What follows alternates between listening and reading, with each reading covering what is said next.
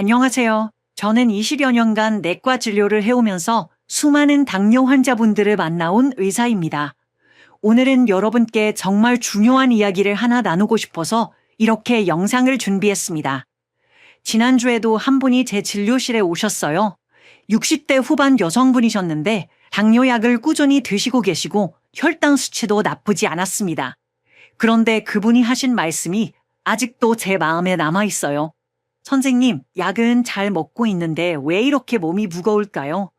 혈당은 떨어졌는데 힘은 더 없어지는 것 같아요. 사실 이런 말씀을 하시는 분들이 정말 많습니다. 당뇨약을 드시면서 혈당 수치는 관리가 되는데 오히려 몸은 점점 더 피곤해지고 활력이 떨어진다고 하세요. 왜 그럴까요? 당뇨약이 혈당 수치를 낮춰주는 건 분명히 맞습니다. 하지만 여기에는 중요한 한계가 있어요.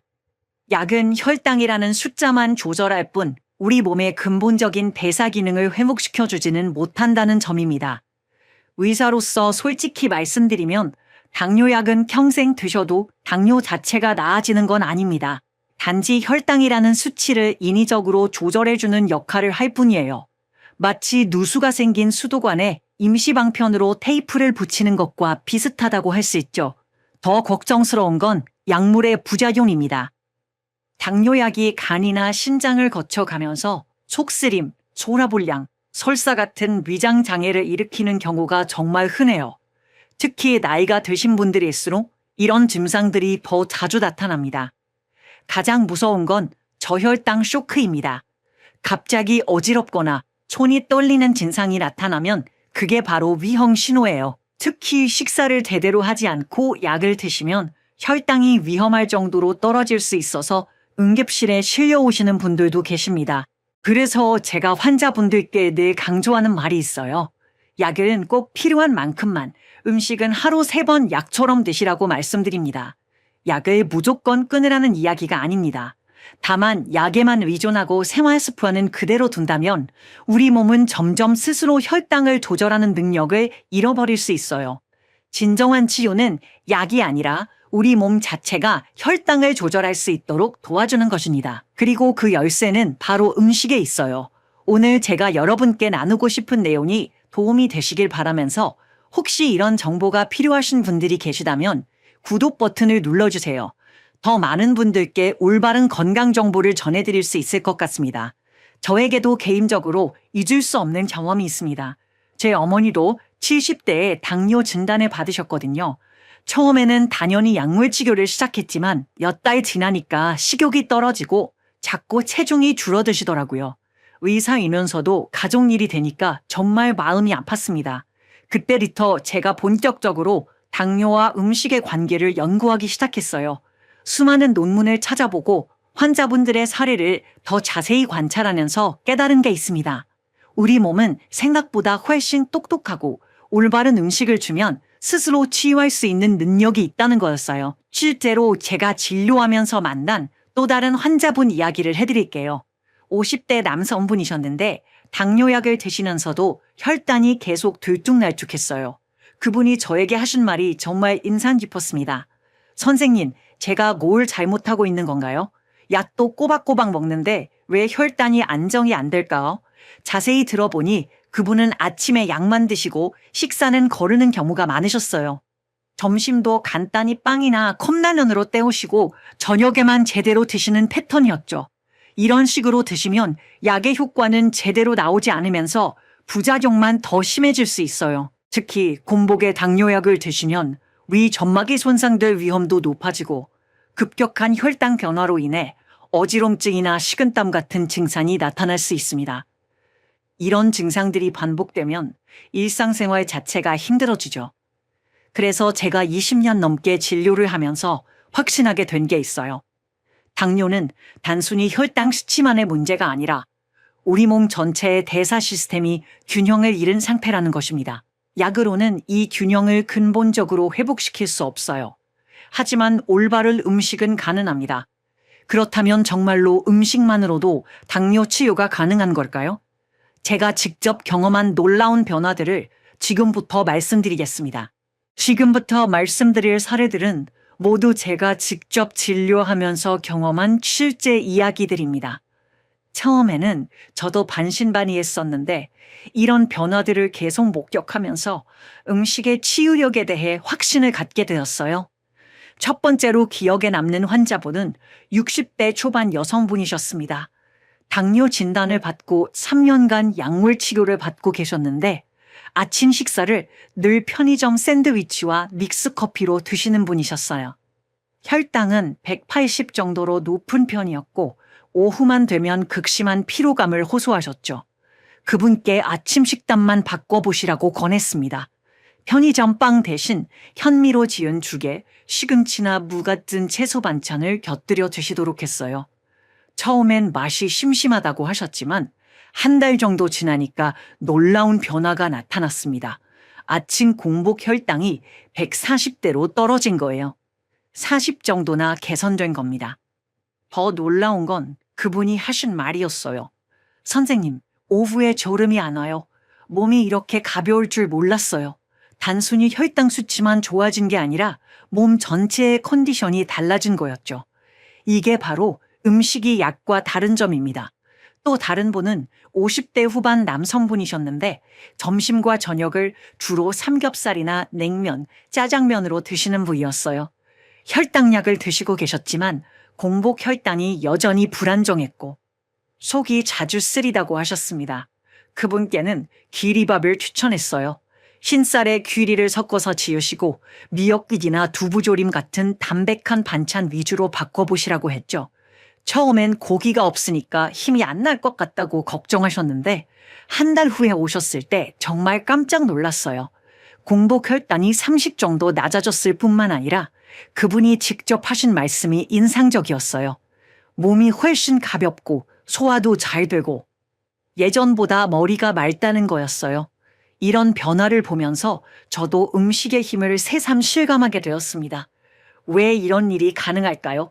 의학적으로 설명해 드리면 식물성 식품에는 우리 몸의 혈당 조절 시스템을 근본적으로 개선시키는 성분들이 들어있기 때문입니다. 먼저 식이섬유가 중요한 역할을 합니다. 식이섬유는 당분의 흡수 속도를 늦춰서 혈당이 급격히 오르는 걸 막아줘요. 마치 댐이 물의 흐름을 조절하는 것처럼 혈당의 흐름을 부드럽게 만들어주는 거죠. 또한 식물성 식품의 풍부한 항산화 성분들은 인슐린 저항성을 개선하는 데 도움이 됩니다. 인슐린 저항성이라는 건 우리 몸의 세포들이 인슐린에 제대로 반응하지 않는 상태인데 이게 바로 당뇨의 근본 원인 중 하나예요. 약은 인슐린을 인위적으로 늘리거나 혈당을 강제로 낮춰주지만 식물성 음식은 우리 몸의 세포들이 다시 인슐린에 민감하게 반응할 수 있도록 도와줍니다. 이게 바로 근본적인 치료인 거죠. 홍곡물에 들어있는 복합 탄수화물은 단순당과 달리 천천히 소화되면서 에너지를 지속적으로 공급해줍니다. 그래서 혈당 스파이크 없이도 충분한 포만감과 에너지를 얻을 수 있어요. 음식은 단순히 배를 채우는 것을 넘어서 우리 몸의 치유 시스템을 작동시키는 가장 자연스럽고 강력한 약입니다. 그리고 이런 치유의 재료들은 멀리 갈 필요 없이 우리 주변 마트에서도 충분히 구할 수 있어요. 그렇다면 마트에서 어떻게 장을 봐야 할까요? 저도 의사이기 전에 한 가정의 주부이기 때문에 마트에서 장 보는 일이 일상입니다. 처음에는 당뇨 환자분들에게 조언을 드리면서도 막상 제가 장 볼 때는 별 생각 없이 했었는데 이제는 정말 꼼꼼히 보게 되더라고요. 제가 환자분들께 가장 강조하는 건 포장지의 예쁜 광고 문구보다 뒷면의 성분표를 먼저 보시라는 겁니다. 성분표에는 거짓이 없거든요. 특히 당뇨가 있으신 분들은 두 가지를 반드시 확인하셔야 해요. 첫 번째는 당분입니다. 설탕이라고 적혀 있으면 누구나 알 수 있지만 요즘은 액상과당이나 말토덱스트린 같은 이름으로 숨어 있는 경우가 많아요. 이런 성분들이 원재료 앞쪽에 적혀 있다면 그 제품은 피하시는 게 좋습니다. 원재료는 함량이 많은 순서대로 적혀 있거든요. 특히 조심해야 할 게 요거트 음료예요. 건강에 좋다고 생각하기 쉽지만 성분표를 보면 설탕이나 액상과당이 두 번째, 세 번째로 많이 들어간 경우가 대부분입니다. 한 팩에 각설탕 10개 분량의 당분이 들어있는 제품도 있어요. 편의점 도시락이나 즉석 비빔밥 같은 간편식도 마찬가지입니다. 맛을 내기 위해 설탕이나 각종 감미료가 들어가는데 이런 걸 모르고 드시면 혈당이 급격히 오를 수 있어요. 두 번째로 확인해야 할 건 나트륨입니다. 짜게 먹으면 혈압이 올라간다는 건 다들 아시죠? 그런데 당뇨 환자분들에게는 더 큰 문제가 있어요. 나트륨을 과도하게 섭취하면 신장에 부담이 가면서 혈당 조절도 어려워집니다. 당뇨가 오래되면 신장 기능이 떨어질 위험이 높아지는데 여기에 과도한 나트륨까지 더해지면 악순환이 반복돼요. 그래서 나트륨 함량도 꼭 확인하시고 하루 권장량의 30% 이상 들어간 제품은 가능하면 피하시는 게 좋습니다. 그럼 어떤 제품을 선택해야 할까요? 저는 100% 식물성이라고 표시된 제품이나 무첨가, 무과당 표시가 있는 제품을 추천합니다.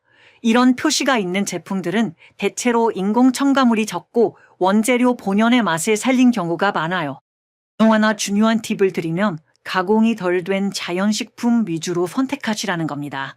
예를 들어 과일 주스보다는 생과일을, 흰빵보다는 통곡물빵을, 즉석밥보다는 현미나 귀리 같은 곡물을 직접 사서 지어 드시는 게 좋아요.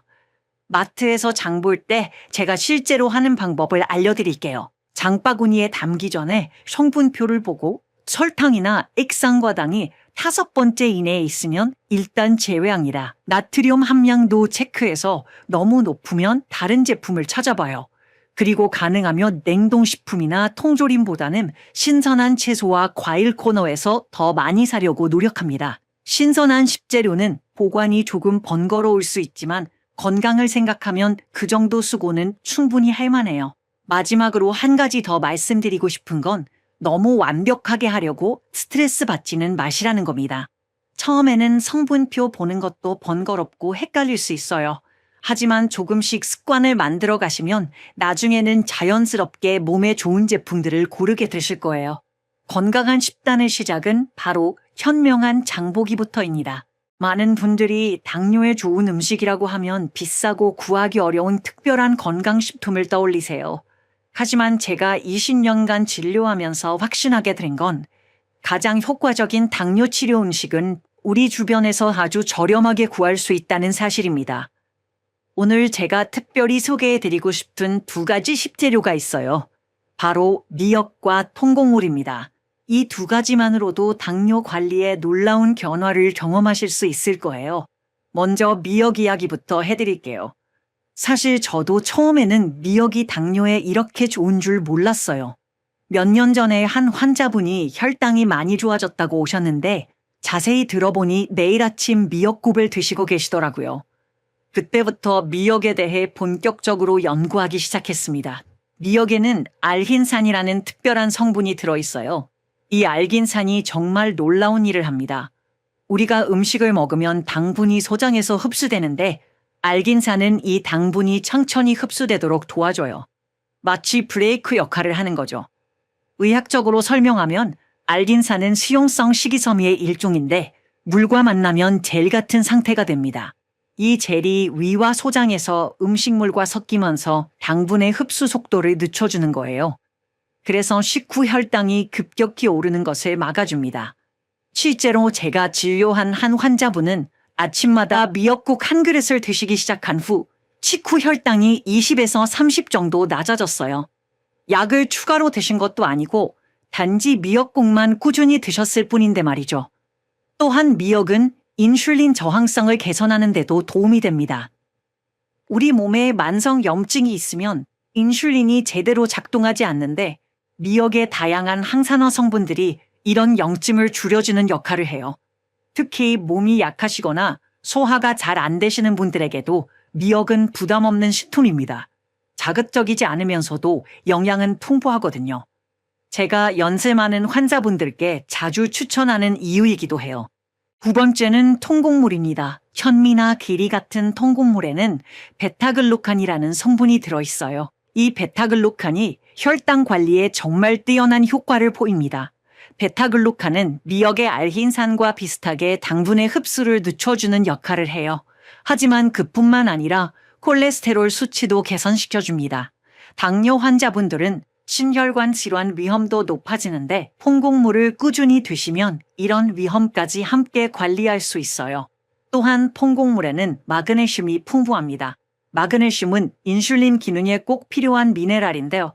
당뇨 환자분들 중에 마그네슘이 부족한 경우가 많아요. 퐁곡물을 드시면 자연스럽게 마그네슘을 보충할 수 있습니다. 셀레늄이라는 성분도 중요해요. 셀레늄은 우리 몸의 항산화 시스템을 강화시켜서 당뇨로 인한 혈관 손상을 예방하는 데 도움이 됩니다. 이런 성분들이 모두 통곡물에 자연스럽게 들어있어요. 제가 이 두 식재료를 특별히 추천하는 또 다른 이유는 경제적 부담이 전혀 없다는 점입니다. 미역은 마트에서 한 팩에 2,000원 정도면 충분히 살 수 있어요. 길이도 소포장으로 2,000원에서 3,000원이면 한 달은 좋게 드실 수 있습니다. 특별한 조리 기술도 필요 없어요. 미역은 물에 불려서 국으로 끓이거나 무침으로 해서 드시면 되고, 귀리는 밥에 넣어서 지으시거나 죽으로 끓여 드시면 됩니다. 누구나 쉽게 할 수 있는 방법들이죠. 저는 환자분들께 이렇게 말씀드려요. 당뇨 관리가 어렵게 느껴지실 때는 이 두 가지부터 시작해 보세요.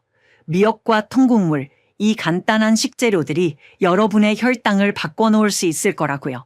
실제로 많은 환자분들이 이 두 가지만 꾸준히 드셔도 몸의 변화를 느끼신다고 하세요. 혈당이 안정되는 것은 물론이고 소화도 편해지고 전체적으로 컨디션이 좋아진다고 말씀하시죠. 의학적으로 보면 이 두 식재료는 단순히 혈당만 조절하는 게 아니라 우리 몸의 대사 기능 전체를 개선시켜주는 종합 영양제와 같습니다. 그런데 이런 효과를 하루 몇백 원의 비용으로 얻을 수 있다는 게 정말 놀라운 일이에요. 건강한 식단이 꼭 비쌀 필요는 없습니다. 때로는 가장 단순하고 저렴한 재료들이 가장 큰 변화를 만들어내기도 해요. 미역과 통곡물이 좋다는 건 알겠는데 맛이 심심해서 계속 먹기 어려우시다고요? 저도 처음엔 그랬어요. 의사로서는 환자분들께 권하지만 정작 집에서 가족들 식사를 준비할 때는 어떻게 맛있게 만들지 고민이 많았거든요. 하지만 몇 가지 요령만 알면 미역과 통곡물을 정말 맛있게 드실 수 있어요. 제가 실제로 집에서 해보고 환자분들께도 추천해서 좋은 반응을 얻은 방법들을 알려드릴게요. 먼저 미역국부터 말씀드릴게요. 미역국이 심심하다고 느끼시는 분들이 많은데 된장은 조금 넣어보세요. 된장도 발효식품이라 혈당에 부담을 주지 않으면서 깊은 맛을 낼 수 있어요. 미역을 물에 불린 후 참기름에 살짝 볶다가 물을 붓고 끓기 시작하면 된장을 한 큰술 정도 풀어주시면 됩니다. 또 다른 방법은 들깨가루를 넣는 거예요. 들깨가루는 오메가3가 풍부해서 혈관 건강에도 좋고 고소한 맛이 나서 미역국이 훨씬 맛있어져요. 국물이 끓을 때 들깨가루 2큰술 정도 넣고 잘 저어주시면 구수하고 진한 맛이 납니다. 제가 환자분들께 특히 추천하는 건 미역무침이에요. 시중에 파는 미역무침은 설탕이 많이 들어가는데 집에서 만들 때는 다르게 해보세요. 미역을 불린 후 끓는 물에 살짝 데치고 찬물에 헹궈서 물기를 짜세요. 여기에 식초 대신 레몬즙을 사용해보세요. 레몬의 구연산이 혈당 상승을 더 완만하게 해주거든요. 설탕 대신에는 매실청을 아주 조금만 넣으시면 됩니다. 매실청도 당분이 있긴 하지만 설탕보다는 혈당에 미치는 영향이 적어요. 한 환자분은 이렇게 만든 미역무침을 드시고 나서 정말 맛있다고 하시더라고요. 오히려 시중 제품보다 산뜻하고 개운하다면서 자주 해드신다고 하셨어요. 이제 귀리밥 이야기를 해볼게요. 귀리만으로 밥을 지으면 식감이 거칠어서 드시기 어려우실 수 있어요. 처음에는 흰쌀과 섞어서 시작하세요. 흰쌀 2컵에 비리 반컵 정도의 비율로 섞어서 지으시면 씹는 맛도 좋고 혈당 부담도 훨씬 줄어들어요. 귀리는 미리 물에 1시간 정도 불려두시면 더 부드럽게 드실 수 있습니다. 그리고 밥을 지을 때 물을 평소보다 조금 더 넉넉히 넣으시는 게 좋아요. 귀리가 물을 많이 흡수하거든요. 현미죽이나 귀리죽도 정말 좋은 선택이에요. 특히 아침 식사로 드시면 하루 종일 혈당이 안정돼요. 현미를 우선 불려두었다가 믹서기에 살짝 갈아서 죽을 끓이시면 소화도 잘 되고 부드러워요. 여기에 당근이나 단호박을 조금 넣고 끓이면 자연스러운 단맛이 나서 더 맛있어져요. 단호박의 베타카로틴도 당뇨 환자분들께 도움이 되는 성분이거든요. 한 가지 중요한 팁을 드리면 처음에는 입맛이 심심하게 느껴지실 수 있어요. 그런데 이건 당연한 과정이에요. 우리 입맛이 단맛과 짱맛에 너무 익숙해져 있기 때문이거든요. 보통 2주에서 한 달 정도 지나면 입맛이 바뀌기 시작해요. 그러면 자연 식재료의 본래 맛을 느끼실 수 있게 되고 오히려 인공 조미료로 만든 음식이 비담스럽게 느껴지실 거예요. 실제로 한 환자분은 처음에 기리밥이 너무 거칠다고 하셨는데 한 달 후에 오셨을 때는 이제 흰쌀밥이 오히려 밍밍하다고 하시더라고요. 입맛이 완전히 바뀐 거죠. 미역의 경우에는 원래 바다에서 자란 식물이라 자연스럽게 짠맛이 나요. 그래서 따로 소금을 많이 넣지 않으셔도 충분히 맛있게 드실 수 있어요. 이런 자연의 맛에 익숙해지시는 게 혈당 관리에 정말 중요해요. 조미료를 줄이는 것도 단계적으로 해보세요. 갑자기 다 빼면은 너무 심심해서 포기하게 될 수 있거든요. 이번 주에는 캉스의 단만, 다음 주에는 또 그 반만, 이런 식으로 천천히 줄여가시면 됩니다. 그리고 향신료를 활용해보세요. 생강, 마늘, 깻잎 같은 것들은 혈당에 부담을 주지 않으면서도 풍미를 살려줘요. 미역국에 생강을 조금 넣으면 비린내도 없어지고 따뜻한 맛이 나서 좋아요. 요리할 때 가장 중요한 건 조급해하지 않는 마음가짐이에요. 건강한 맛에 적응하는 데는 시간이 필요하거든요. 하지만 한 번 적응되고 나면 이전보다 훨씬 몸이 편해지는 걸 느끼실 수 있을 거예요. 미역과 통곡물의 놀라운 점은 당뇨 환자분만을 위한 음식이 아니라는 거예요. 온 가족이 함께 드셔도 모든 분들께 도움이 되는 자연의 종합 영양제라고 할 수 있어죠. 의사로서 그리고 한 가정의 어머니로서 제가 가장 뿌듯하게 느끼는 순간은 환자분뿐만 아니라 온 가족의 건강이 함께 좋아졌다는 소식을 들을 때예요. 얼마 전에 한 환자분이 정말 기뻐하시면서 말씀해 주신 이야기가 있어요. 당뇨 때문에 미역국과 귀리밥을 드시기 시작했는데 몇 달 후에 남편분의 건강검진 결과가 나왔는데 콜레스테롤 수치가 많이 개선되었다는 거예요. 그분 남편은 당뇨는 없으셨지만 고지혈증이 있으셨거든요. 이런 일이 가능한 이유는 미역과 통곡물이 우리 몸의 여러 기능을 동시에 개선시켜주기 때문입니다. 먼저 미역의 장 건강 효과부터 말씀드릴게요. 미역의 풍부한 식이섬유는 장을 부드럽게 청소해주는 역할을 합니다. 변비로 고생하시는 분들, 장이 약해서 자주 배탈이 나시는 분들께 정말 도움이 돼요. 특히 알긴산이라는 성분은 장내 환경을 개선하는데 탁월해요. 유해균은 억제하고 유익균이 자라기 좋은 환경을 만들어주거든요. 장 건강이 좋아지면 면역력도 함께 향상되고 피부 트러블도 줄어들어요. 실제로 많은 환자분들이 미역을 꾸준히 드신 후에 예상치 못한 변화를 경험하세요. 만성적으로 피곤하셨던 분들이 활력이 생겼다고 하시고 피부가 거칠었던 분들이 촉촉해졌다고 말씀하시죠. 이는 미역의 해독 효과 때문이기도 해요. 미역은 체내에 쌓인 중금속이나 각종 독소를 흡착해서 몸 밖으로 배출하는 능력이 있거든요. 현대인들은 미세먼지, 각종 화학물질에 노출되는 경우가 많은데 미역이 이런 것들을 자연스럽게 점화해 주는 거예요. 한 환자분의 따님은 대학생인데 미역국을 자주 드시기 시작한 후에 여드름이 많이 좋아졌다고 하더라고요. 피부과 치료도 받고 계셨는데 미역을 드신 뒤로 염증이 줄어들었다는 거예요. 통곡물의 효과도 정말 놀라워요. 베타글루칸이라는 성분이 혈관 속 찌꺼기를 닦아내는 역할을 합니다. 마치 혈관 청소부 같은 역할을 하는 거죠. 고지혈증이나 고혈압이 있으신 분들에게는 정말 좋은 소식이에요. 콜레스테롤 수치가 높으신 분들이 통곡물을 꾸준히 드시면 서서히 개선되는 걸 볼 수 있어요. 혈압도 안정되고요. 제가 진료하는 한 환자분 가족 이야기를 해드릴게요. 처음에는 60대 아버님이 당뇨로 오셨는데 온 가족이 식단을 바꾸셨어요. 미역국과 기리밥을 기본으로 하고 가공식품을 줄이셨죠. 1년 후에 가족 모두 건강검진을 받으셨는데 정말 놀라운 변화가 있었어요. 당뇨가 있으셨던 아버님은 당연히 혈당이 많이 좋아지셨고 어머님은 변비가 해결되고 혈압이 안정되셨어요. 아들분은 지방간 수치가 개선되었고 가까이분은 만성 피로가 많이 좋아지셨다고 하더라고요. 이런 변화가 가능한 이유는 이 식재료들이 우리 몸의 기본적인 대사 기능을 전반적으로 개선시켜주기 때문입니다. 혈당만 조절하는 게 아니라 혈압, 혈관 건강, 장 건강, 심지어 피부 건강까지 함께 좋아지는 거예요. 의학적으로 보면 이런 식재료들은 항염 효과가 뛰어나요. 만성염증이 당뇨, 고혈압, 심혈관 질환의 공통 원인 중 하나인데 자연식품들이 이런 염증을 줄여주는 거죠. 특히 중년 이후에는 가족 모두의 건강이 중요해지잖아요. 당뇨뿐만 아니라 고혈압, 고지혈증, 관절염 등 여러 가지 건강 문제들이 생기기 시작하는데 식탁 하나만 바꿔도 이 모든 걸 예방하고 개선할 수 있다는 게 정말 대단한 일이에요.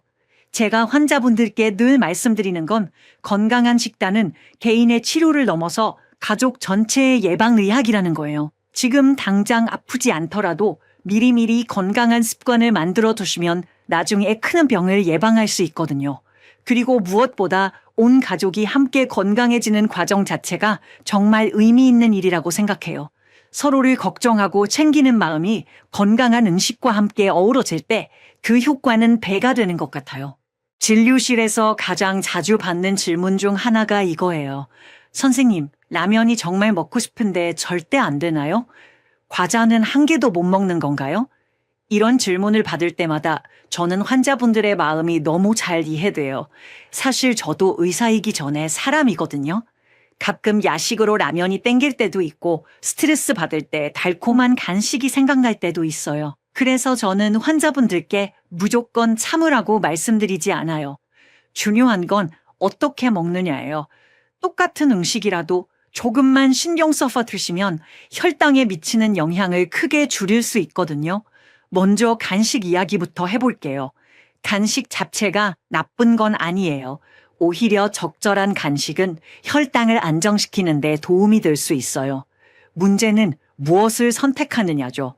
제가 환자분들께 추천하는 간식은 견과류예요. 아몬드, 호두, 캐슈넛 같은 견과류는 단백질과 좋은 지방이 풍부해서 혈당을 급격히 올리지 않아요. 하루에 한 줌, 대략 20g 정도 드시면 괜찮습니다. 한 환자분은 처음에 견과류를 드시고 나서 이런 말씀을 하셨어요. 과자를 먹었을 때는 잠깐 달콤하다가 금세 또 뭔가 먹고 싶어졌는데 견과류를 먹으니까 포만감이 오래 가더라고요. 실제로 견과류의 단백질과 지방이 포만감을 주면서 다음 식사까지 혈당을 안정시켜 주거든요. 마트에서 견과류를 고르실 때는 꼭 성분표를 확인하세요. 설탕이나 시럽으로 코팅된 제품들이 많거든요. 무염, 무당 제품을 선택하시는 게 좋아요. 또 다른 좋은 선택은 채소칩이에요. 당근칩, 브로콜리칩, 케일칩 같은 것들요. 튀기지 않고 저온에서 구운 제품을 선택하시면 바삭한 식감도 즐기면서 식이섬유도 섭취할 수 있어요. 그런데 정말 솔직히 말씀드리면 가끔은 이런 건강한 간식보다 라면이나 과자가 더 간절할 때가 있잖아요. 그럴 때는 어떻게 해야 할까요? 라면 이야기를 해볼게요. 당뇨 환자분들이 가장 궁금해하시는 부분이에요. 라면을 아예 못 드시는 건 아니에요. 다만 조금 다르게 드셔야 해요. 우선 일반 유탕면보다는 겉면이나 생면을 선택하세요. 기름에 튀기지 않아서 칼로리도 낮고 혈당에 미치는 영향도 적어요. 양념 스프는 절반만 사용하시고 가능하면 국물은 남기고 면 위주로 드세요. 여기서 가장 중요한 팁은 채소를 듬뿍 넣는 거예요. 양배추, 당근, 콩나물, 시금치 뭐든 좋으니까 넣을 수 있는 채소는 다 넣으세요. 채소의 식이섬유가 면의 탄수화물 흡수를 늦춰서 혈당 상승을 완만하게 해줘요. 연두부나 부드러운 두부도 조금 넣어보세요. 단백질이 추가되면서 포만감도 커지고 혈당도 더 안정됩니다. 이렇게 해서 드시면 단순한 라면이 아니라 균형 잡힌 한 끼 식사가 되는 거죠. 한 환자분은 이 방법으로 라면을 드시고 나서 혈당을 재봤는데 평소 라면을 먹었을 때보다 훨씬 안정적이었다고 하시더라고요. 똑같은 라면인데 어떻게 먹느냐에 따라 이렇게 차이가 나는 거예요. 그리고 꼭 기억하셔야 할 건 양 조절이에요. 영양 성분표를 보실 때 1회 제공량을 확인하세요. 한 봉지 전체가 아니라 권장하는 양이 얼마인지 보시는 거예요. 대부분 우리가 생각하는 것보다 적게 적혀 있을 거예요. 제가 환자분들께 늘 강조하는 건 완벽하지 않아도 괜찮다는 거예요. 가끔 먹고 싶은 음식을 참지 못했다고 해서 자책하지 마세요. 대신 어떻게 하면 조금이라도 더 현명하게 먹을 수 있을지 생각해 보시는 거죠. 건강한 식습관이라는 게 하루아침에 완성되는 게 아니에요. 조금씩 개선해 나가는 과정이거든요. 오늘보다 내일이, 이번 주보다 다음 주가 조금 더 나아지면 되는 거예요. 만약 오늘 제가 말씀드린 내용이 도움이 되셨다면 좋아요 버튼을 눌러주시고, 이런 실용적인 건강 정보를 더 받아보고 싶으시다면 구독도 부탁드려요. 더 많은 분들께 올바른 정보를 전해드릴 수 있을 것 같습니다. 당뇨 관리에서 가장 중요한 건 지속 가능성이에요.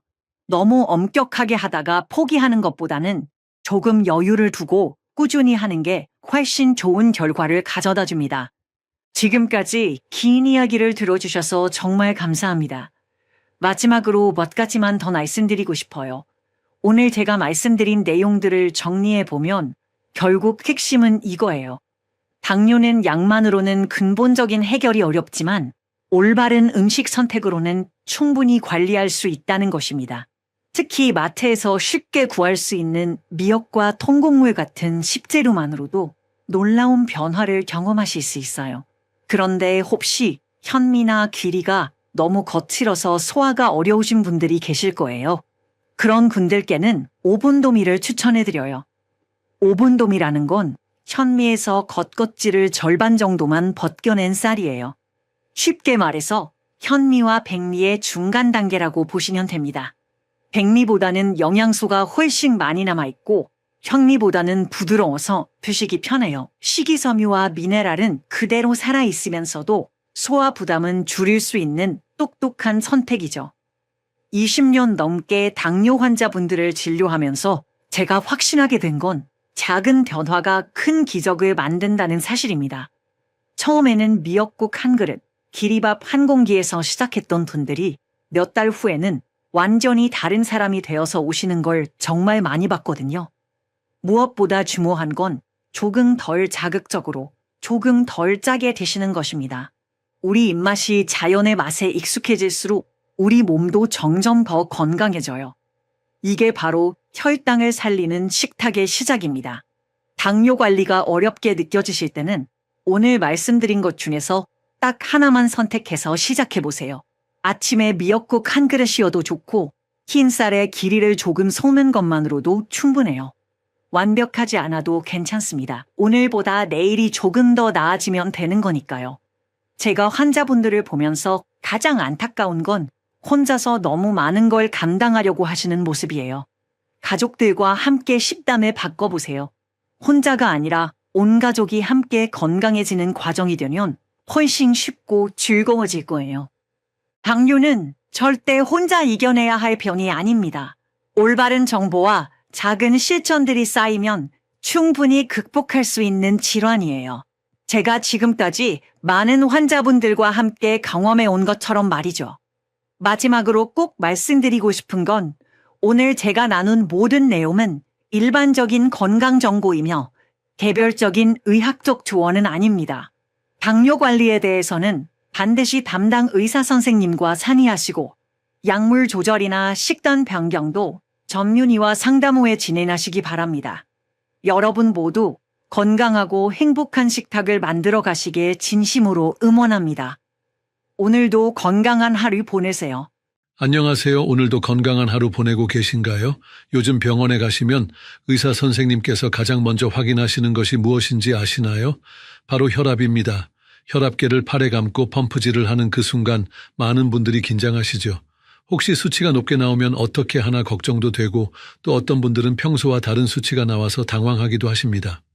저도 지난주에 건강검진을 받으러 갔는데 옆에 계신 어르신께서 혈압 측정 후 깊은 한숨을 쉬시는 모습을 봤습니다. 간호사분께 혈압이 170이 넘었다고 하시면서 집에서 재면 괜찮은데 왜 병원에서만 높게 나오는지 모르겠다고 말씀하셨어요. 혹시 여러분도 이런 경험 있으시지 않나요? 집에서 혈압을 재면 정상인데 병원에 가면 갑자기 높아지는 경우 말이에요. 아니면 매일 재는 혈압이 들쭉날쭉해서 혈압계가 고장난 건 아닌지 의심해 보신 적은 없으신가요? 사실 혈압이라는 것은 우리 몸에서 일어나는 가장 기본적인 생명 현상 중 하나입니다.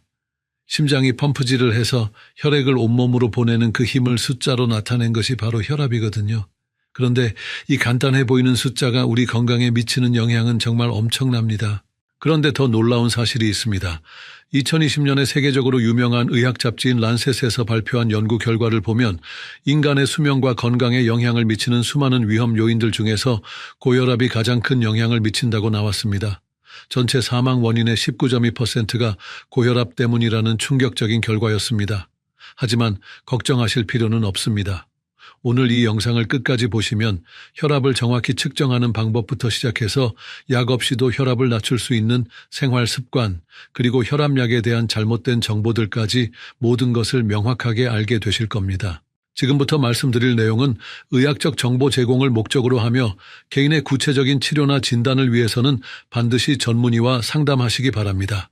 혈압에 대한 흥미로운 역사 이야기를 하나 해드릴까 합니다. 지금은 혈압이 높으면 당연히 치료해야 한다고 생각하지만 사실 2000년대 초까지만 해도 의사들조차 고혈압을 치료해야 하는 질병이라고 생각하지 않았습니다. 물론 혈압이 200 이상으로 너무 높아서 숨이 차고 소변이 나오지 않는 응급 상황은 치료해야 한다고 생각했습니다. 하지만 혈압이 140에서 180 정도라면 별다른 증상이 없기 때문에 문제가 된다고 생각하지 못했던 거죠. 그럼 누가 고혈압의 위험성을 가장 먼저 발견했을까요? 바로 보험회사였습니다. 보험회사에서는 돈과 직결되는 문제이다 보니 보험 가입자들을 대상으로 꼼꼼하게 통계를 내봤습니다. 그랬더니 혈압이 높은 사람들에게서 심장과 혈관 질환이 훨씬 많이 발생해서 더 많은 보험료를 지급해야 한다는 사실을 알게 된 것입니다. 그러다가 1950년대 미국에서 프레이밍햄이라는 도시의 주민들을 대상으로 한 대규모 연구가 시작됐습니다. 이 연구에서 혈압이 높은 사람들에게 심장과 혈관 질환 발생 위험이 높다는 것이 과학적으로 확인되면서 비로소 고혈압이 심각한 질병의 위험 인자라는 것이 밝혀졌습니다. 하지만 당시에는 고혈압을 치료할 마땅한 방법이 없었습니다. 수술은 합병증이 너무 많았고 치료 약물도 효과가 좋지 않으면서 부작용은 심했거든요. 그러다가 1970년대에 들어서야 비로소 혈압을 효과적으로 낮출 수 있는 약물들이 개발되어 널리 사용되기 시작했습니다. 그리고 정말 놀라운 일이 일어났습니다. 혈압을 낮췄더니 합병증 발생 위험이 확실히 줄어든다는 것이 증명된 것입니다. 이때부터 고혈압 치료가 본격적으로 시작됐고 지금 우리는 그 덕분에 혈압을 잘 관리할 수 있는 시대에 살고 있는 겁니다. 그럼 고혈압이 정확히 왜 위험한 것일까요? 고혈압 자체는 대부분 증상이 없습니다. 그래서 조용한 살인자라고 부르기도 하죠. 하지만 높은 혈압이 지속되면 우리 몸의 혈관들이 서서히 손상을 받게 됩니다. 특히 뇌혈관, 심장혈관, 콩팥혈관, 눈의 망막혈관, 같이 중요한 장기의 혈관들이 손상받으면 뇌졸중, 치매, 심부전, 만성 콩팥병 같은 치명적인 합병증이 생기게 됩니다. 하지만 혈압을 미리 잘 관리하면 이런 무서운 합병증들을 효과적으로 예방할 수 있습니다. 혈압 하나만 잘 관리해도 뇌졸중 위험은 35%, 심근경색 위험은 20%, 치매 위험은 13%나 줄일 수 있다는 연구 결과들이 있습니다. 여러분이 지금 이 영상을 보고 계신다는 것 자체가 이미 건강에 대한 관심과 의지를 보여주는 것입니다. 만약 이 영상이 도움이 되신다면 좋아요 버튼을 눌러주시고 구독도 해주시면 더욱 양질의 건강 정보를 지속적으로 받아보실 수 있습니다. 이제 실제 사례를 통해 혈압 관리가 얼마나 중요한지 그리고 어떻게 성공적으로 관리할 수 있는지 알아보겠습니다. 먼저 혈압 관리에 성공한 김 할머니의 이야기부터 들려드리겠습니다. 김 할머니는 올해 72세이십니다. 3년 전 건강검진에서 혈압이 175에 95로 나왔습니다. 의사 선생님께서는 고혈압 전 단계라고 하시면서 생활 습관을 개선해보자고 제안하셨습니다. 처음에 김 할머니는 별로 심각하게 생각하지 않으셨어요. 하지만 며느리가 인터넷에서 고혈압의 위험성에 대해 찾아본 자료를 보여드리면서 김 할머니의 생각이 바뀌기 시작했습니다. 뇌졸중으로 쓰러져서 반신불수가 된 이웃 할아버지 생각도 나고 치매에 걸린 친구분 생각도 나면서 무서워지기 시작한 거죠. 그래서 김 할머니는 혈압 관리를 위해 본격적인 생활 습관 개선에 나섰습니다. 먼저 정확한 혈압 측정부터 시작했어요. 집에서 혈압계를 구입해서 매일 아침 저녁으로 혈압을 재기 시작했습니다. 일주일 동안 꼼꼼히 측정한 평균 혈압은 172에 93이었습니다. 첫 번째로 체중 관리를 시작했습니다. 김할머니의 키는 155cm였는데 몸무게가 65kg이었어요. 체질량 지수로 계산해보니 27.15 비만 단계였습니다. 목표를 5kg 감량으로 정하고 식단 조절과 운동을 병행했습니다. 식단에서는 가장 먼저 소금 섭취를 줄였습니다. 평소 짜게 드시던 김치찌개와 된장찌개의 간을 절반으로 줄이고 국물 양도 줄였어요. 라면이나 인스턴트 음식도 완전히 끊었습니다. 대신 신선한 채소와 과일을 많이 드시기 시작했고 칼륨이 풍부한 바나나와 토마토를 매일 드셨습니다. 운동은 처음에 무리하지 않고 천천히 시작했습니다. 매일 30분씩 빠르게 걷기부터 시작해서 점차 시간을 늘려갔어요. 비가 오는 날에는 집에서 제자리 걷기나 간단한 스트레칭을 했습니다. 스트레스 관리도 중요한 부분이었습니다. 김할머니는 평소 성격이 급하신 편이었는데 혈압 관리를 계기로 마음을 차분히 갖는 연습을 하셨어요. 매일 5분씩 명상을 하고 심호흡을 하는 시간을 가졌습니다. 이런 노력을 3개월 동안 꾸준히 계속한 결과 정말 놀라운 변화가 일어났습니다. 몸무게는 5kg이 줄어서 60kg이 되었고 혈압은 155에 85로 떨어졌습니다. 추가로 3개월 후 김할머니의 혈압은 145에 80으로 떨어졌습니다. 드디어 정상 범위에 들어온 것입니다. 무엇보다 김할머니께서 가장 만족하시는 것은 몸의 컨디션이 훨씬 좋아졌다는 점이었습니다. 전에는 조금만 계단을 올라도 숨이 찼는데 이제는 3층까지도 거뜬히 올라가실 수 있게 되었어요. 현재 김할머니는 1년 넘게 혈압 관리를 계속하고 계시는데 혈압이 138에 78 정도로 안정적으로 유지되고 있습니다. 약을 전혀 드시지 않고도 이런 결과를 얻으신 거예요.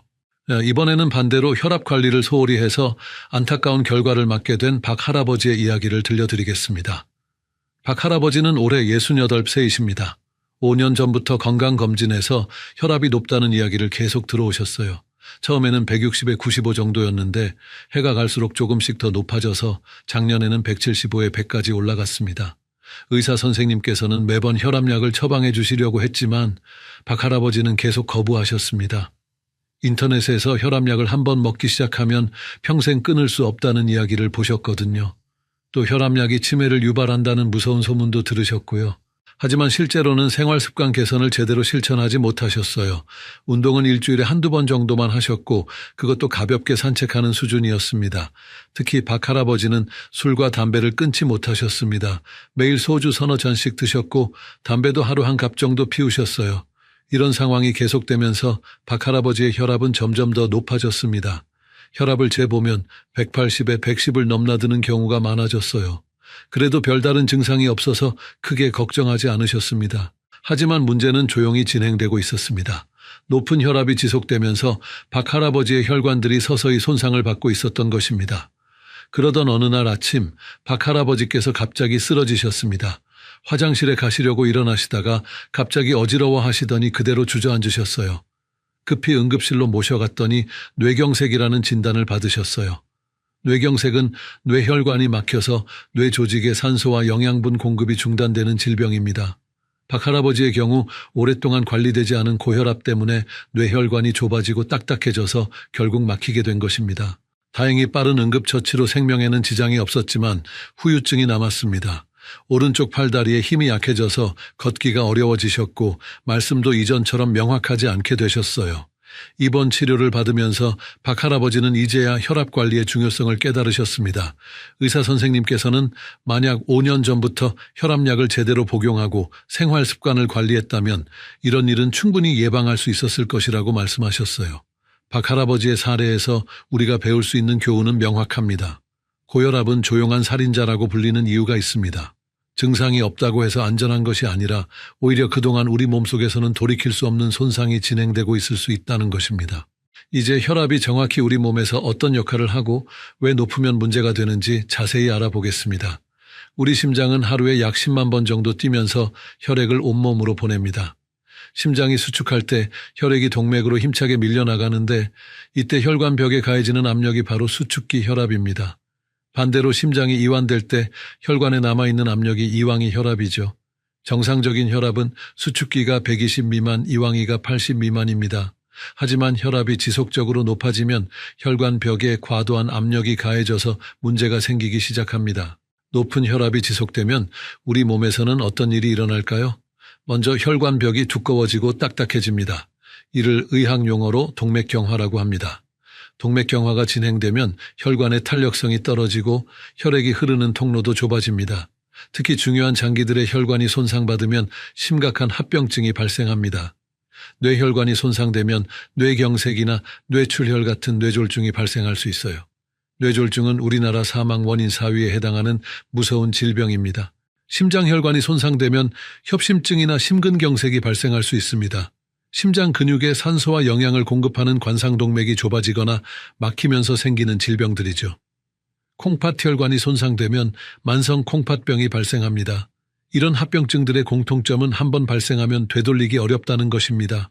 그래서 이런 합병증이 생기기 전에 미리 혈압을 관리하는 것이 그렇게 중요한 겁니다. 하지만 혈압을 미리 잘 관리하면 이런 무서운 합병증들을 효과적으로 예방할 수 있습니다. 수많은 연구에서 혈압을 10 정도만 낮춰도 뇌졸중 위험은 35%, 심근경색 위험은 20%나 줄어든다고 보고하고 있어요. 혈압 관리의 첫걸음은 정확한 혈압 측정입니다. 많은 분들이 혈압을 잘못 측정해서 엉뚱한 결과를 얻고 계십니다. 먼저 혈압계 선택부터 중요합니다. 가정에서 사용하기에는 자동 전자 혈압계가 가장 좋습니다. 팔뚝용 자동 전자 혈압계를 선택하시되 의료기기 인증을 받은 제품을 구입하시는 것이 좋습니다. 올바른 측정 방법에 대해 알아보겠습니다. 혈압을 재기 30분 전부터는 카페인 섭취, 운동, 흡연, 목욕, 음주를 피해야 합니다. 측정하기 5분 전부터는 조용한 곳에서 안정을 취하세요. 측정할 때는 의자에 등을 기대고 바르게 앉으세요. 양발은 바닥에 평평하게 놓고 다리를 꼬지 마십시오. 팔은 심장과 같은 높이에 오도록 테이블 위에 올려놓으세요. 커프는 팔꿈치 위 2cm 지점에 감습니다. 너무 꽉 조이지도 말고 너무 느슨하지도 않게 손가락 하나 정도 들어갈 수 있을 정도로 감으세요. 측정이 끝나면 결과를 기록하시고 1분 후에 다시 한 번 더 재세요. 정확한 혈압을 알기 위해서는 일주일 동안 매일 아침 저녁으로 측정해야 합니다. 아침 혈압은 기상 후 1시간 이내에 화장실을 다녀온 후 아침 식사나 혈압약을 복용하기 전에 재세요. 저녁 혈압은 잠자리에 들기 1시간 전에 재면 됩니다. 일주일 동안 측정한 결과 중에서 첫째 날 값은 제외하고 나머지 6일간의 평균값을 계산하세요. 이 값이 바로 여러분의 정확한 혈압입니다. 이렇게 측정한 혈압이 135에 85 이상이면 고혈압으로 진단할 수 있어요. 첫 번째는 가장 효과가 확실한 체중 관리입니다.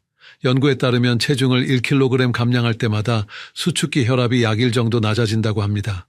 목표 체중을 설정할 때는 체질량 지수를 기준으로 하면 됩니다. 체질량 지수는 몸무게를 키의 제곱으로 나눈 값인데 25 미만을 정상 체중으로 봅니다.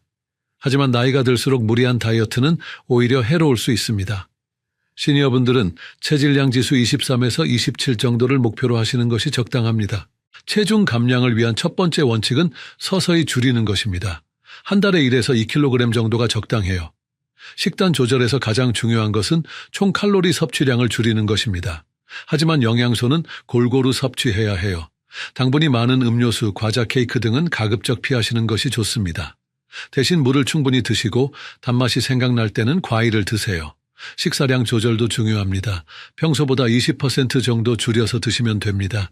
운동을 병행하면 체중 감량 효과가 훨씬 좋아집니다. 유산소 운동과 근력 운동을 함께 하시는 것이 이상적이에요. 두 번째로 중요한 것은 염분 섭취를 줄이는 것입니다. 연구에 따르면 하루 소금 섭취량을 6g 이하로 줄이면 수축기 혈압이 약 5 정도 낮아진다고 합니다. 저염식을 실천하는 첫 번째 방법은 국물 요리를 줄이는 것입니다. 국찌개, 라면 등에는 생각보다 많은 염분이 들어있어요. 국물을 많이 드시지 마시고 건더기 위주로 드세요. 두 번째는 가공식품을 피하는 것입니다. 햄, 소시지, 베이컨 같은 가공육류와 김치, 젓갈, 장아찌 등에는 염분이 많이 들어있어요. 세 번째는 조미료 사용을 줄이는 것입니다. 소금, 간장, 된장 등을 사용할 때는 양을 줄이고 대신 다른 향신료를 활용하세요. 염분 섭취를 줄이면서 동시에 칼륨 섭취를 늘리면 더욱 효과적입니다. 칼륨은 나트륨과 반대작용을 해서 혈압을 낮춰주거든요. 하루에 3.5g 이상 섭취하시는 것이 좋습니다. 칼륨이 풍부한 식품으로는 바나나, 오렌지, 토마토, 감자, 고구마 등이 있습니다. 채소와 과일에 많이 들어있으니까 이런 식품들을 충분히 드세요. 하지만 콩팥 기능에 문제가 있으신 분들은 칼륨 섭취를 제한해야 할 수도 있습니다. 세 번째로 중요한 것은 규칙적인 운동입니다. 연구에 따르면 하루 30분에서 50분, 일주일에 5일 이상 운동하면 수축기 혈압이 약 5 정도 감소한다고 합니다. 운동이 혈압을 낮추는 원리는 여러 가지가 있습니다. 첫째, 운동을 하면 혈관의 탄력성이 좋아집니다. 둘째, 운동은 혈관을 확장시키는 물질들의 분비를 촉진합니다. 셋째, 운동을 하면 교감신경계의 활성도가 줄어듭니다. 고혈압에 가장 효과적인 운동은 유산소 운동입니다. 걷기, 조깅, 자전거 타기, 수영 등이 대표적이에요. 운동 강도는 중간 정도가 적당합니다. 운동하면서 대화가 가능하지만 노래는 부르기 어려운 정도의 강도면 됩니다. 걷기는 가장 안전하고 쉬운 운동입니다. 처음에는 천천히 15분 정도부터 시작해서 점차 시간과 속도를 늘려가세요. 목표는 하루 30분 이상, 일주일에 5일 이상입니다. 운동할 때 주의할 점들이 있습니다. 첫째, 갑자기 강한 운동을 하지 마세요.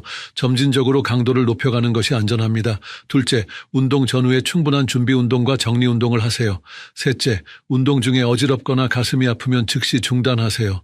혈압은 계절에 따라서도 변화합니다. 겨울에는 혈압이 높아지고 여름에는 낮아지는 경향이 있어요. 겨울에 혈압이 높아지는 이유는 추위 때문입니다. 추운 환경에 노출되면 우리 몸은 천을 유지하기 위해 혈관을 수축시킵니다. 겨울철 혈압 관리를 위해서는 몇 가지 주의사항이 있습니다. 첫째, 실내외 온도 차이를 최소화하세요. 외출할 때는 옷을 충분히 입고 목도리와 모자도 착용하세요. 둘째, 아침에 일어날 때 주의하세요. 잠자리에서 갑자기 일어나지 마시고 천천히 일어나세요. 여름에는 혈압이 낮아질 수 있습니다. 더위 때문에 혈관이 확장되고 땀을 많이 흘려서 혈액량이 줄어들기 때문이에요. 여름철에는 탈수에 주의해야 합니다. 충분한 수분 섭취가 중요합니다. 혈압약은 크게 4가지 종류로 나뉩니다. 안지오텐신 억제제, 베타 차단제, 칼슘 채널 차단제, 이뇨제가 그것입니다. 최근에는 여러 가지 약물을 적은 용량으로 조합한 복합제를 많이 사용합니다. 혈압약을 복용할 때 가장 중요한 것은 규칙적으로 먹는 것입니다. 매일 같은 시간에 드시는 것이 좋아요. 가끔 혈압약을 깜빡하고 빼먹는 경우가 있죠. 점심시간 전에 생각나면 바로 드시고 저녁에 생각나면 그날은 건너뛰고 다음날 아침에 정상적으로 드세요. 혈압약 복용 중에는 다른 약물과의 상호작용에 주의해야 합니다. 특히 감기약, 진통소염제, 스테로이드 제제는 혈압을 올릴 수 있어요. 다른 과에서 약을 처방받을 때는 반드시 혈압약을 복용하고 있다고 말씀하세요. 혈압 관리에 대해 자주 묻는 질문들에 답해드리겠습니다. 첫 번째 질문은 혈압약을 한번 시작하면 평생 먹어야 하나요입니다. 이것은 가장 흔한 오해 중 하나예요. 혈압약을 시작했다고 해서 무조건 평생 드셔야 하는 것은 아닙니다. 생활 습관을 철저히 개선해서 혈압이 정상으로 돌아오면 의료진과 상의해서 약을 줄이거나 끊을 수도 있어요. 두 번째 질문은 혈압약이 치매를 유발하나요입니다. 이것은 완전히 잘못된 정보입니다. 오히려 반대예요. 수많은 연구에서 혈압을 잘 관리하면 치매 위험이 줄어든다고 보고하고 있습니다. 세 번째 질문은 나이가 들면 혈압이 높은 것이 정상 아닌가요입니다. 예전에는 이런 생각이 있었지만 지금은 완전히 바뀌었습니다. 나이가 들어도 혈압은 정상 범위를 유지하는 것이 좋아요. 네 번째 질문은 혈압약에 내성이 생기나요입니다. 이것도 잘못된 정보예요. 혈압약에는 내성이나 의존성이 없습니다.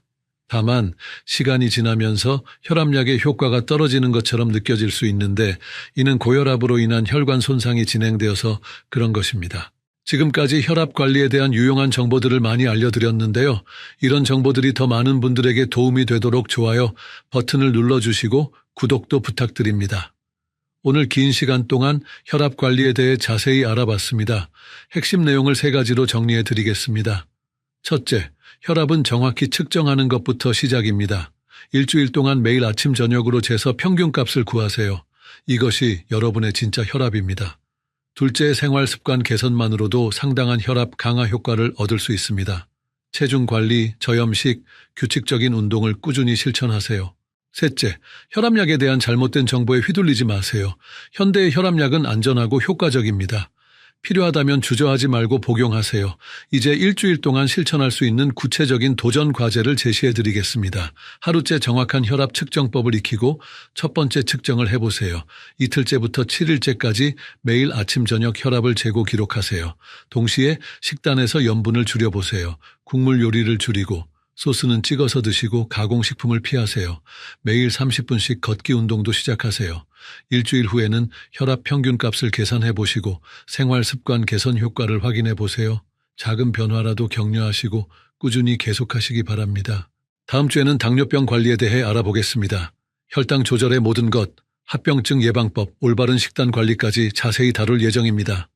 구독 버튼을 눌러주시면 새로운 영상이 올라올 때마다 알림을 받으실 수 있습니다.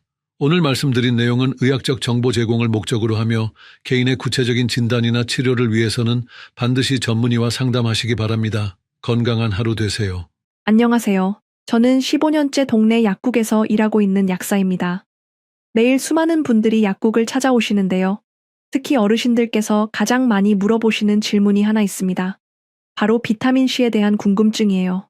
사실 저도 처음에는 비타민C가 그냥 단순한 영양제 정도로만 생각했었는데요. 약사가 되고 나서 공부를 하면서 깜짝 놀랐습니다. 정말 많은 분들이 비타민C에 대해 잘못 알고 계시더라고요. 심지어 의료진 중에서도 오해하고 계신 분들이 있을 정도예요. 오늘은 제가 15년 동안 약국에서 상담하면서 느꼈던 점들과 함께 비타민C에 대한 진짜 이야기를 들려드리려고 합니다. 어르신들께서 자주 물어보시는 질문들을 중심으로 하나씩 풀어드릴게요. 어르신들이 약국에 오셔서 가장 자주 하시는 말씀이 있어요. 약사님, 비타민C 먹어도 소변으로 다 나간다면서요? 그럼 먹어도 소용없는 거 아닌가요? 이런 질문을 정말 많이 받습니다. 이 질문을 받을 때마다 제가 속으로 안타까워하는 이유가 있어요. 왜냐하면 이건 정말 큰 오해이거든요. 비타민C가 소변으로 나간다고 해서 효과가 없다는 건 마치 물을 마셔도 소변으로 나가니까 물 마시는 게 소용없다고 말하는 것과 똑같아요. 제가 쉽게 설명해 드릴게요. 비타민C는 정말 특별한 물질입니다. 우리가 비타민C를 먹으면 우선 소장에서 흡수가 되는데요. 이때 흡수율이 대략 30% 정도예요. 그러니까 1000mg을 드시면 300mg 정도가 혈관으로 들어간다는 뜻이죠. 그런데 여기서 중요한 건 나머지 70%가 그냥 버려지는 게 아니라는 거예요. 흡수된 30%는 혈관을 타고 우리 몸 곳곳으로 가서 정말 중요한 일을 합니다. 특히 방광에서 활성산소를 없애주는 역할을 해요.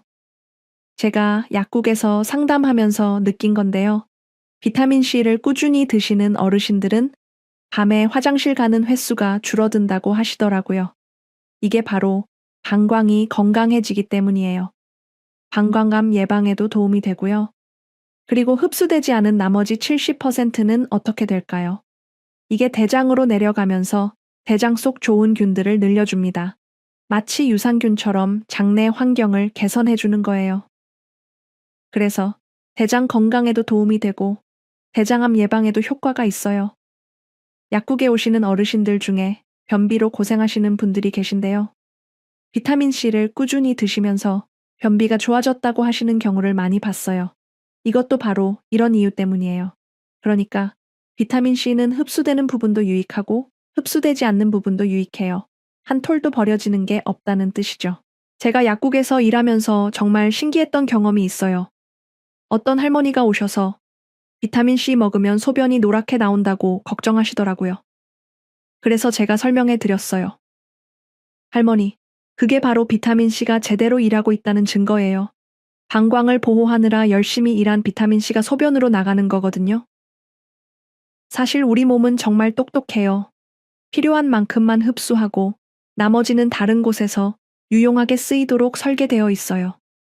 그래서 비타민C를 많이 드실수록 좋은 거예요. 물론 적당한 선에서 말이죠. 어떤 분들은 그럼 얼마나 먹어야 하나요? 라고 물어보시는데요. 이건 사람마다 다 달라요.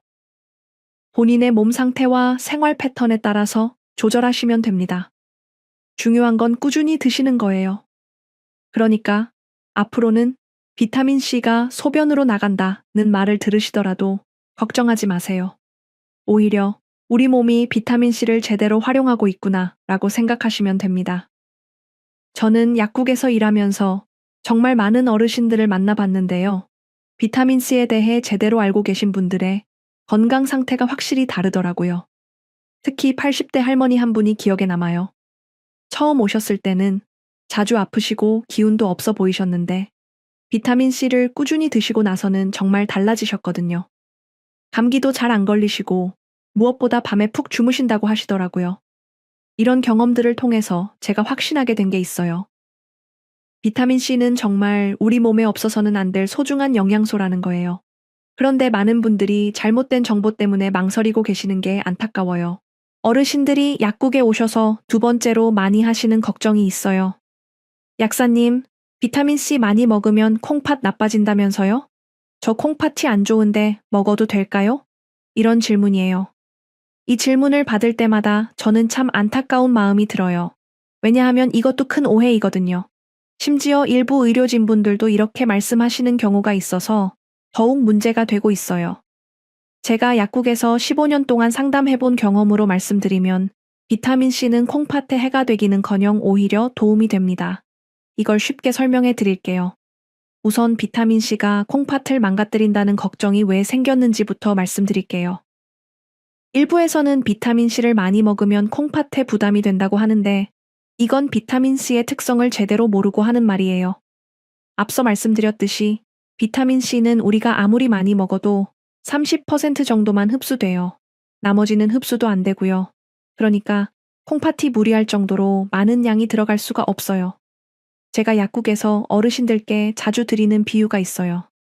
할아버지 비타민C 걱정하실 거면 김치나 국에 들어간 소금부터 걱정하세요. 그게 콩팥에 훨씬 부담이 되거든요. 실제로 우리가 매일 먹는 짠 음식이 콩팥에 미치는 영향이 비타민C보다 훨씬 크거든요. 그런데 여기서 더 중요한 건 비타민C가 오히려 콩팥 건강에 도움이 된다는 거예요. 이걸 이해하시려면 콩팥이 어떻게 생겼는지 아셔야 해요. 콩팥 안에는 사구체라는 게 있어요. 이게 뭐냐면 아주 가는 혈관들이 실뭉치처럼 뭉쳐 있는 거예요.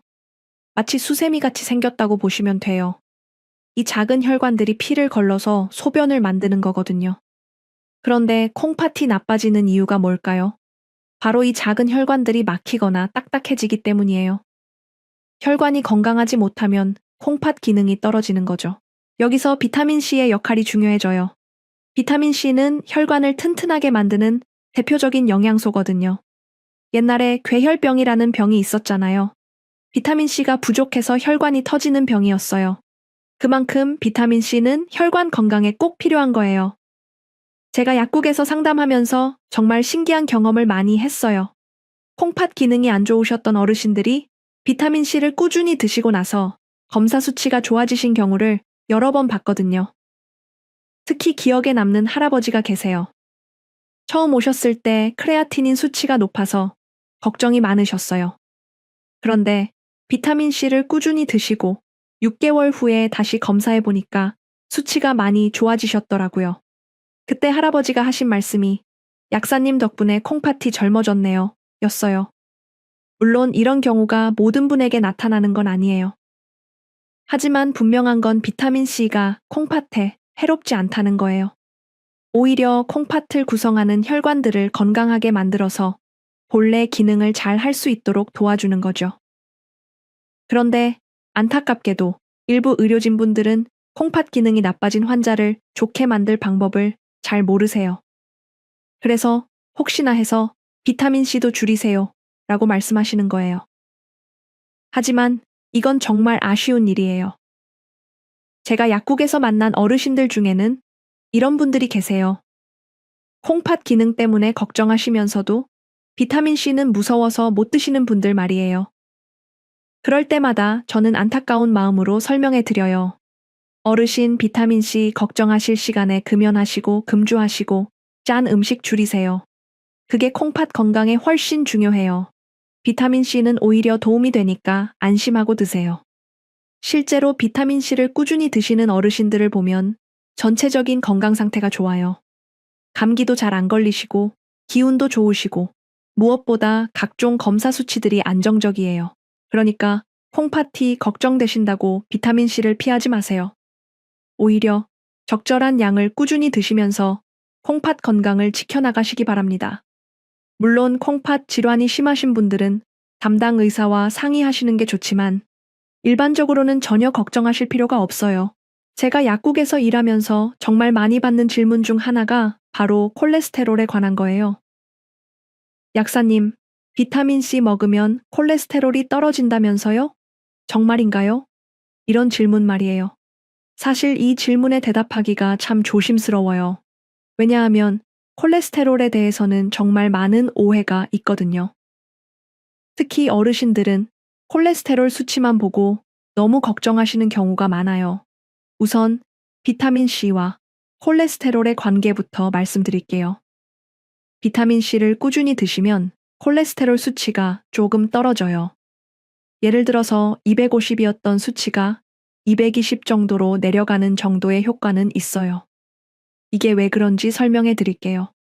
비타민C는 우리 몸에서 콜레스테롤이 제대로 사용되도록 도와주는 역할을 해요. 콜레스테롤은 우리 몸에서 여러 가지 중요한 호르몬을 만드는 재료이거든요. 남성 호르몬, 여성 호르몬, 그리고 담즙산도 콜레스테롤로 만들어져요. 비타민C가 이런 과정을 원활하게 해주니까 콜레스테롤이 잘 사용되면서 수치가 조금 떨어지는 거예요. 하지만 여기서 중요한 게 있어요. 저는 약사로서 콜레스테롤을 인위적으로 많이 낮추는 것에 대해서는 조심스럽게 생각해요. 왜냐하면 콜레스테롤은 우리 몸에 꼭 필요한 물질이거든요. 제가 약국에서 상담하면서 안타까운 경우를 많이 봤어요.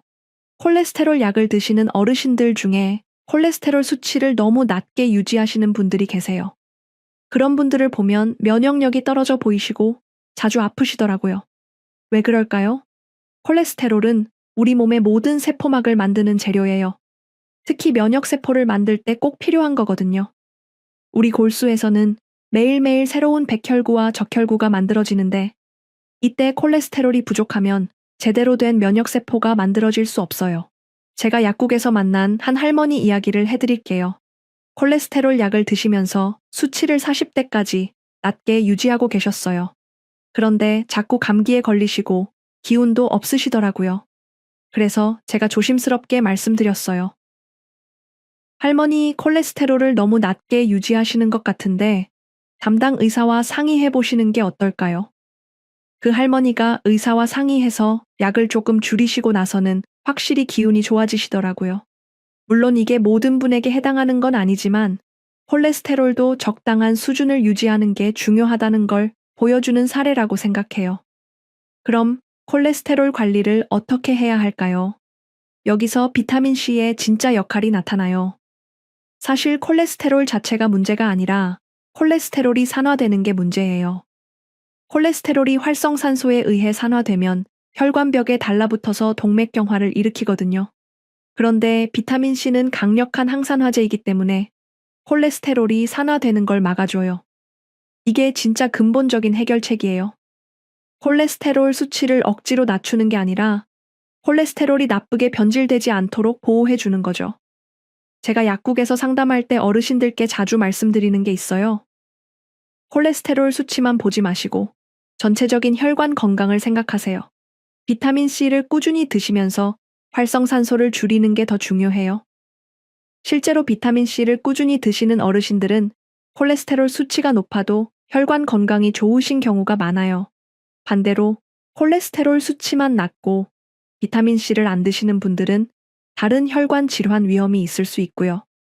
그러니까 콜레스테롤 때문에 너무 걱정하지 마시고 비타민C를 꾸준히 드시면서 근본적인 혈관 건강을 챙기시기 바랍니다. 물론 콜레스테롤 약을 드시고 계신 분들은 갑자기 끊지 마시고 담당 의사와 상의하시면서 조절하세요.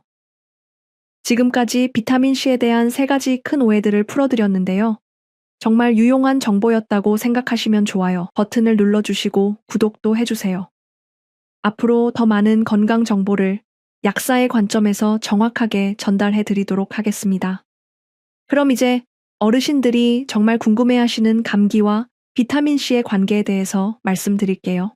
가을 겨울철이 되면 약국에 정말 많은 어르신들이 오세요. 약사님, 감기 기운이 있는데 비타민C 먹으면 도움이 될까요? 이런 질문을 정말 자주 받거든요. 이 질문에 대해서는 자신 있게 말씀드릴 수 있어요. 비타민C는 감기에 확실히 효과가 있습니다. 이건 그냥 제가 경험으로 말하는 게 아니라 실제로 과학적으로 입증된 사실이에요. 제가 설명해 드릴게요. 비타민C와 감기의 관계를 제대로 연구한 실험이 있어요. 사람과 똑같이 비타민C를 스스로 만들지 못하는 실험용 쥐를 가지고 한 연구였는데요. 결과가 정말 놀라웠어요. 비타민C가 부족한 쥐들은 감기 바이러스에 감염되면 대부분 죽어버렸어요. 반면에 비타민C를 충분히 공급받은 쥐들은 감기에 걸려도 쉽게 회복되더라고요. 더 중요한 건 비타민C가 충분한 쥐들은 감기가 폐렴으로 발전하지 않았다는 거예요. 이게 왜 그런지 설명해 드릴게요. 우리 몸에 감기 바이러스가 들어오면 면역 체계에서 바이러스와 싸우는 물질들을 만들어내거든요. 그런데 이런 면역 물질을 만들 때 비타민C가 꼭 필요해요. 비타민C가 부족하면 면역 물질이 제대로 만들어지지 않아요. 그러면